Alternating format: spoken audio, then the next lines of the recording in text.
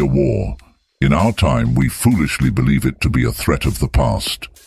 On the day after tomorrow, nuclear war devastates the globe with pure, fiery future shock. This is the saga of monsters unleashed and a hero unchained. Hercules Unbound. Our story so far. As the dust settles on collapsed ruins, Hercules readies all his Big D energy to batter up the vile virgin known as Hunter Blood. The villain commands that Hercules is to die for ruining his collection of pre-apocalyptic artifacts. Wait, how did Hunter Blood know his prisoner was named Hercules? Speaking of which, Hercules declares he is neither slave nor prisoner. It is he, the Lion of Olympus, who has a command, and it is, "Release the girl, or know the wrath of Hercules!" Wait, how did Hercules know that Hunter Blood was a mutant, or even know his name? I suggest you don't worry about those things, dear reader, and just enjoy yourself. Hunter Blood scolds Hercules for swinging a toy at him. Well, it's a far better option than giant wrenches from that god-awful Spirit movie. The vile virgin then disintegrates the light pole.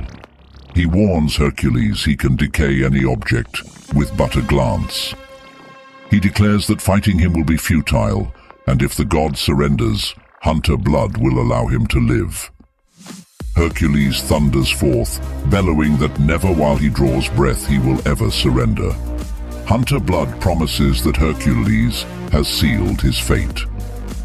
In the still twilight air, energy crackles and roars, stinging the air with ozone. Concrete crumbles to dust as Hercules falls through a disintegrated floor and into the subway where he bangs his noggin. Why not just disintegrate Hercules instead?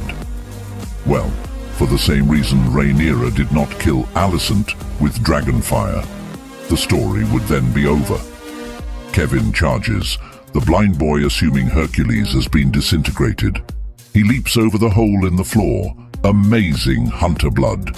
How could a blind boy do that? Regardless, Hunter Blood bitch slaps Kevin and flees. Had he the time or inclination, he might have made Kevin his slave. Seems like he has plenty of time. I mean, where else does he have to be after all this? The war-weary sun drifts below the horizon, while elsewhere in London, a wooden ship draws up the River Thames. Aboard this ancient vessel is Ares.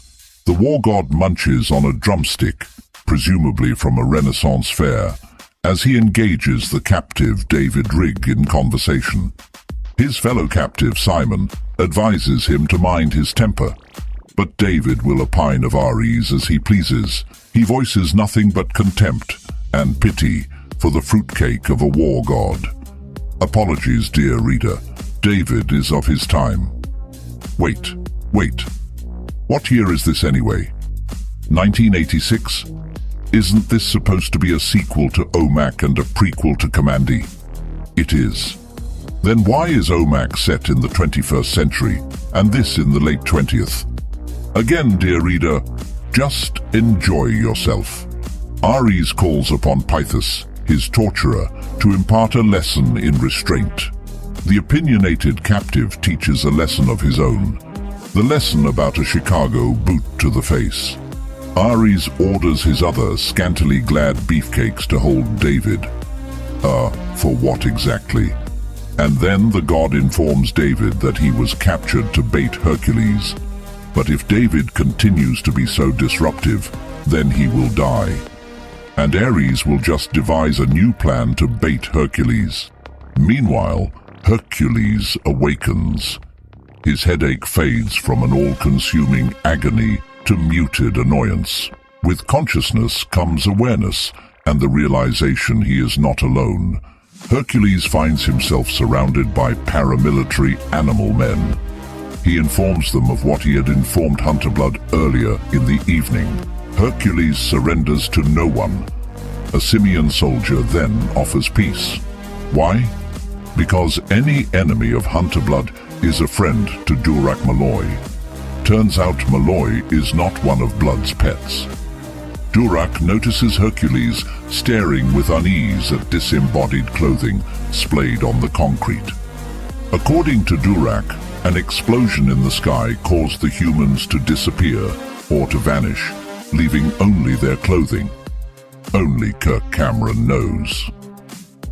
Moments later on the surface, Kevin grieves as Basil licks his face awake.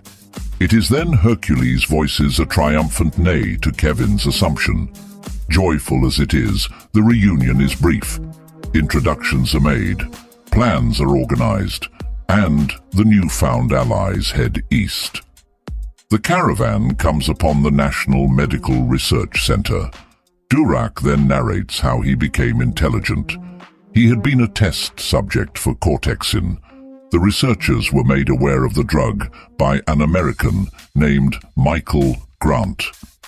Then one day, nuclear war devastated London with pure, fiery future shock. Durak cried in the most fitful fear. He witnessed Dr. Jansen and his lab assistant disintegrate into dust, their clothing left behind. Unable to escape his cage, Durak screamed to no avail. When hope seemed lost, a mist seeped into the room. The mist wafted and smeared all over London. And then a spark of awareness, nay intellect, occurred.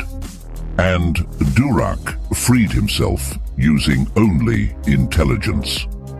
The simian soldier describes the moment as if someone had splashed him with cold water and awakened him from a heavy sleep. He wandered from the laboratory, finding only clothing and ruins. And so began Durak's post-apocalyptic saga. Does Hercules know how it will end? Hercules does not. The war is the work of Ares. Kevin then asks a question. What if, like Hunterblood and Durak, he too is a mutant? After all, Kevin is aware of his surroundings in a way beyond simple acute hearing, and did hypnotize Hercules earlier.